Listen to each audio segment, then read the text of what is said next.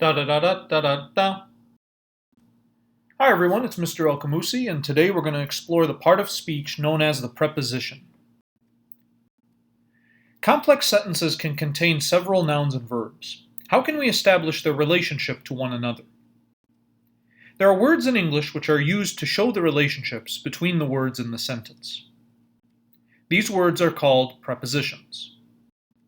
A preposition is a word that shows how words relate to one another in a sentence. Let's examine what that means using an example. Let's suppose that there's a box, and there's a ball. Where is the ball in relation to the box? Is it above the box? Below or under the box? Inside the box? Outside or next to the box? In front of the box? Behind the box?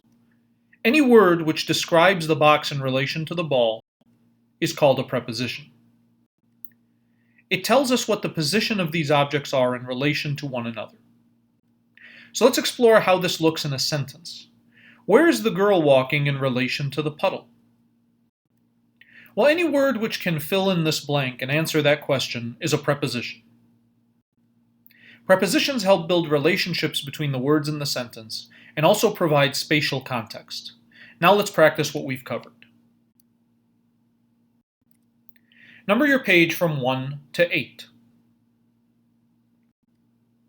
In a moment, you will see some short sentences and common phrases. Try to identify the preposition in each sentence or phrase. Let's begin.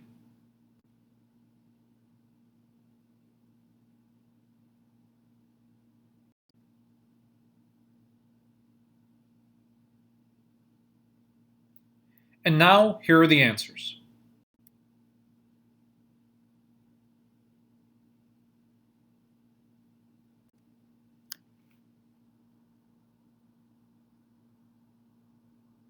Thanks for watching.